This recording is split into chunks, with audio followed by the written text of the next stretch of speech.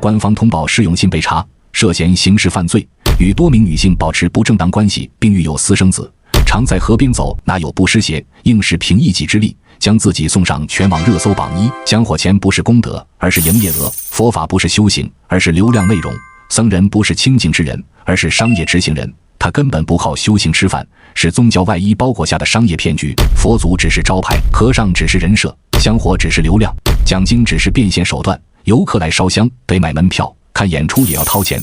想求平安符、功德牌、念经超度、开光佛像，全都有价目表。连和尚讲经也能直播带货。功德箱旁边贴着二维码，扫码布施积福报，哪个是演员，哪个是和尚很难分辨。你在庙里看到的法师可能是合同工，你拜的高僧可能是培训出来的表演员。你买的佛珠从义乌小商品市场拿货，贴个标签立马加价10倍。大家好，欢迎收看趣味不正经。今天我们要讲的这位人物可谓佛门奇才、资本奇迹、表率中的反例。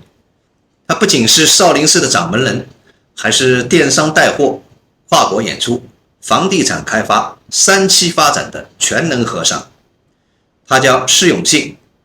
你可能不信，但这位出家人真的把佛门清净力活生生地干成了上市公司管理层的规格。如今这位 CEO 方丈栽了。网友评论：搂着美女念着经，不负如来不负卿，烛影摇红香梦老，梵音伴爱蕴长吟，晨钟唤醒晨间念，暮鼓吹天世外情，携手同游三界路，心灯永照两心明。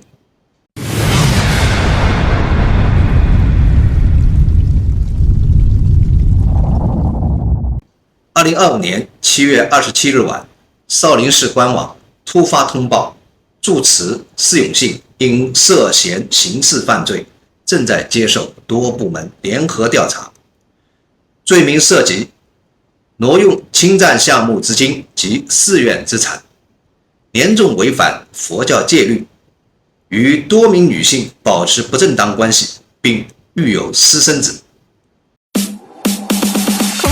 一场留我等千年。看完这一段，网友都不淡定了，这是寺庙还是狗血宫斗现场？这剧情的扭曲程度，连 TVB 都要甘拜下风啊！与此同时，还有更魔幻的一幕。网传一份警情通报称，释永信携带7名情妇、21个子女、6名随从，共34人，打算从浦东机场飞美国，被有关部门当场拦截。开封警方紧急辟谣：假的，别传了。但比起假潜逃，真正让网友后脊发凉的是官方第一次承认这位大师真出事了。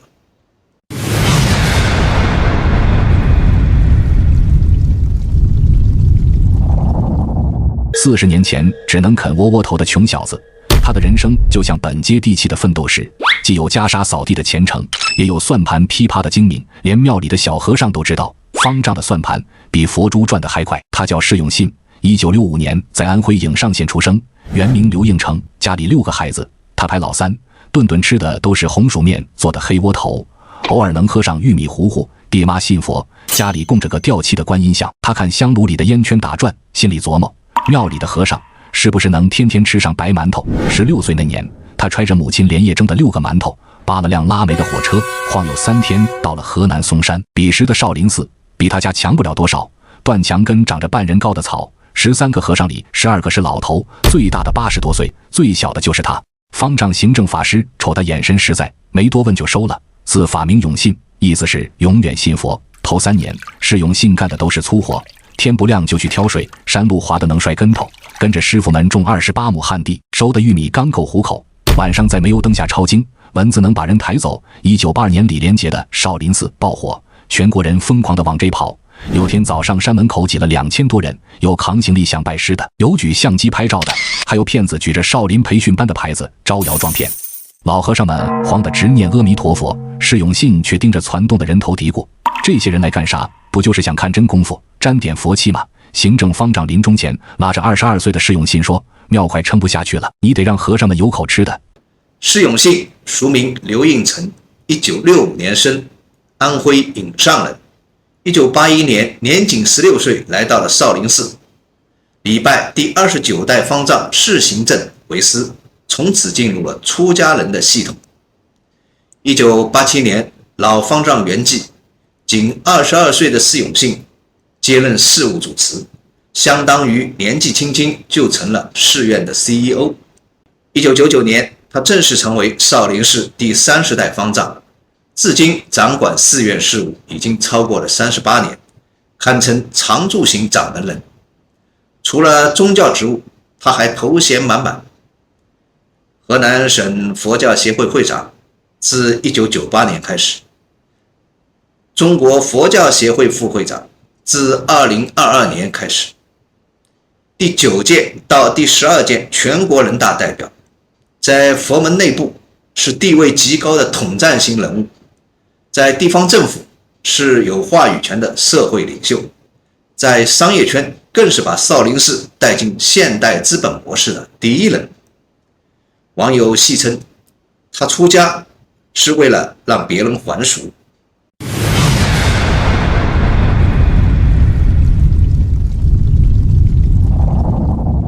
其实释永信早就神隐多日，根据少林寺官网，他最后一次公开露面是在7月7日出席寺内深重的会议，而他的微博，一个7年每天坚持更新的账号，从7月24日早上6点58分开始突然停更。这就像你家楼下早点摊老板突然3天没出现，邻居立刻开始各种八卦版本，他跑路了，被查了，还是跟隔壁菜市场的老板娘私奔了。于是释永信消失的消息瞬间引爆热搜。7月25日前后，媒体披露他已被河南新乡警方带走调查。7月27日，少林寺管理处终于承认确实出事了，正在配合多部门调查。从佛光普照到警灯闪烁，这位功夫和尚的剧情走得比电视剧都要紧凑。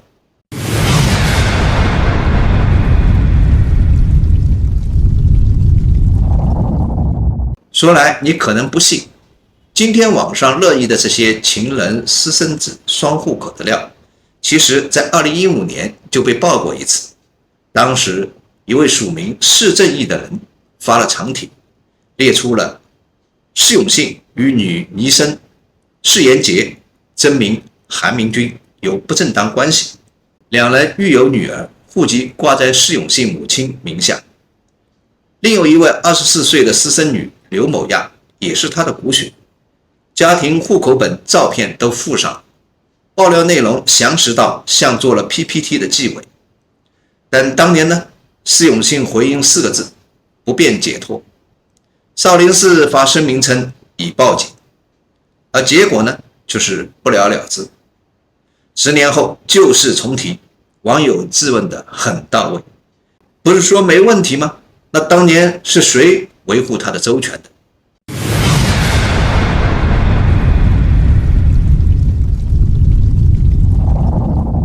释永信咬咬牙，做了个破规矩的决定，让武僧们下山演出。第一批武僧团出去时寒酸得很，穿洗的发白的僧衣在郑州公园表演，有人扔硬币，有人扔馒头。有个酒店老板说，去我那演3天，给500块。这笔钱在当时能买2头牛。释永信拿着钱先给师傅们买了新僧鞋。后来他们上了春晚，去了新加坡，演出费从500块涨到50万，硬生生把少林功夫从电影里拽到了现实中。1996年，释永信给寺里扯上了网线。那一年，马云都还没有自己的网站呢，比释永信大1岁的张朝阳才刚刚融到一笔风头。中国4大门户网站网易、新浪、搜狐、腾讯都是1997到1998年才成立的。释永信大彻大悟地走在了世界发展的前沿。而且大家知道少林寺的网站都发些啥吗？你以为是寺庙历史、景区简介、领导动态，格局小了。少林寺的网站上放的可是易筋经、洗髓经、72绝技这些少林武功秘籍。要么说他有商业头脑呢，原来他曾攻读过北大 MBA， 跟一群企业家坐一块儿。同学们开玩笑说方丈要给菩萨讲财报，他说不懂算账，咋养活1秒人？课堂上他记笔记比谁都认真，《金刚经》和市场营销学放一块看，琢磨出套少林生意经。他的赚钱手段说起来比72绝技还接地气，早年门票5块钱，后来涨到100块。2017年350万游客，光分成就拿了好几千万。他跟港中旅、松管委掰扯了好几年，就为了多要10%的分成，最后还闹上法庭，硬把拖欠的5000万要了回来。武僧团巡演，海外开班，美国弟子学3年交20万，德国白领周末禅修班800欧元一天。2008年就开了淘宝店少林欢喜地，9999元的易筋经有人买，200块的开光服务承包款，连方丈同款袈裟都标价16万。1994年就注册少林寺商标，森马用了少林功夫4个字，直接下架赔钱。游戏公司用72绝技，每次用都得交钱。有回寺里老和尚骂他满脑子钱串子，他拉着算细账，300个和尚每天吃饭2000块，大殿修一下50万，武僧团去非洲赈灾机票10万，这些钱从哪来？老和尚没话说了，现在的少林寺早不是藏在深山的古刹了，说他是少林集团一点不夸张。释永信手里攥着16家公司，700多个商标，从影视到地产，从茶叶到药局，业务能从早覆盖到晚。少林无形资产管理有限公司，这是释永信的钱袋子，他个人占80%股份，少林寺只占10%，给景区授权少林 IP， 一年几百万。游戏公司用少林功夫，每次上线交版权费，连河南烩面馆想用少林素斋都得交年费。早年新少林寺请刘德华、谢霆锋，票房分了几千万。2022年曾以4.52亿元购买郑州出让的一宗地，引发少林寺进军房地产争议。该公司由河南铁头综合开发有限公司和河南远海实业有限公司共同持股，后者70%的股份由河南少林无形资产管理有限公司持有，因此与释永信存在间接关联。不得不说，他是真的太有商业头脑了。我们今天如果说释永信是企业家，你还真不能反驳。他打造的不是一个庙，而是一个横跨文化、地产、电商、医药、娱乐等多个领域的商业帝国。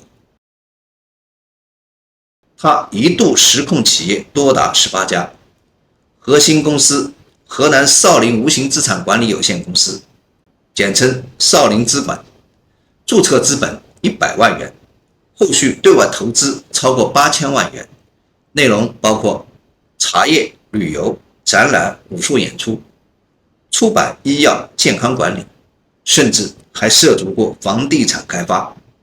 其中一个高光案例就是2022年少林资管以4.52亿元拿下了镇东新区一块地皮，传出和尚也搞房地产的惊人消息。2008年开设淘宝店少林欢喜地，售卖佛珠、禅垫、香薰、玩偶。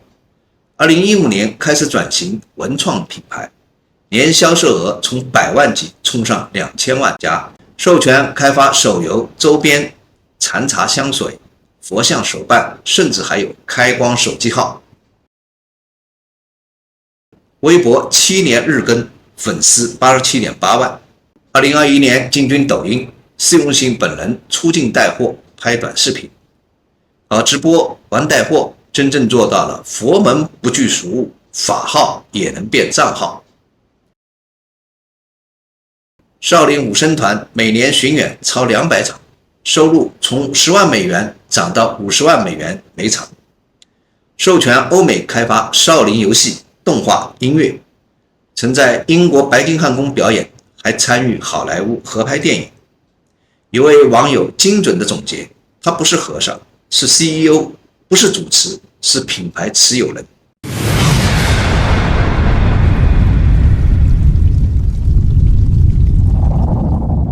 事情一出，网友犹如炸开了锅，评论区比佛堂还热闹。有人讽刺的字正腔圆，妖道营生不坐禅，万民从商不耕田，浮华着力人心乱，虚妄求名世态偏，庙宇空流虚寂隐，香蕉少见道何仙，但求风气从清正，莫让苍生受苦艰。也有人感慨，少林寺都能搞房地产，我家庙口那个寺说不定也在做投顾。还有人调侃佛也直播，僧也炒股，我们这件信徒也太辛苦了。最值得玩味的是这一条，和尚出轨不奇怪，奇怪的是出家还能有户口、企业、商标和 IPO 路线。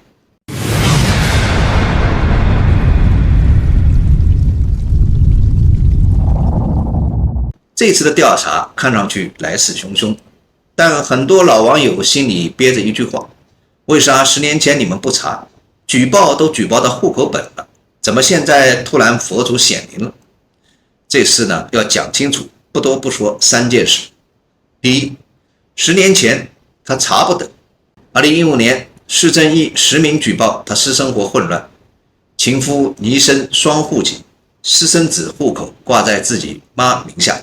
结果呢，少林寺报警了，施永信说了一句不便解脱，举报者被网暴，事情呢不了了之。为什么呢？他当时是全国人大代表、佛教协会副会长，政教双重光环在身。少林寺呢又是地方文旅的门面工程，也是地方 GDP 的贡献者，当地政府不敢碰，中央机构不愿意碰，佛教系统有人保。这不是没人想查，是没人查得动。第二呢，现在他该动了。2025年形势早变了，他老了，影响力下降了，企业也在陆续退股，佛协系统换人，保护伞松动，地方经济也不再靠文旅招商，而是要树财务、治漏洞。换句话说，10年前他是和尚中的马云，现在他是庙里的月季欢。这时候查他，不但查得动，而且查得稳，查得巧。第三，风向变了，不查的不行了。别看是少林寺，其实查的是整顿宗教经济的大棋局。全国清查寺庙炒地、和尚炒钱、文旅借佛搞钱的灰色产业链，限制豪华寺庙，规范香火收入，禁止僧人搞公司，强调宗教回归信仰本质，不是在当资本玩家。而施永信的这一套佛商合一的运作逻辑，正好是最刺眼的样板。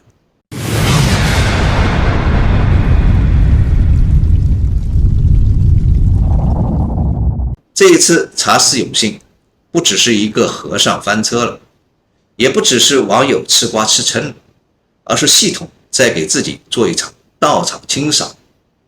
因为这场风波暴露的问题，远比一个私生子、几栋房地产项目、几千万资金大得多。寺院能否拥有公司？出家人能否为商业代言？宗教信仰还能否非盈利？财产归属是否透明、接受审计？所以说，今天查的是施永信，明天可能是施永城投，后天就是施永文化传媒。当一个和尚不再教人出苦海，而是教你如何开淘宝店、玩 IP 授权、做直播运营；当一个寺庙不再点香拜佛，而是点钞投地，搞佛系文旅旗舰店，我们是不是也该反思，我们供的佛到底是信仰之光，还是商标之神？本期趣味不正经就到这里。如果你觉得这个和尚塌房的声音比钟声都响，那请你点赞、转发、订阅我们。我们下期继续，一本正经的搞笑，不正经的讲真话。阿弥陀佛，万法归清净，乱象终归真。咱们下期见。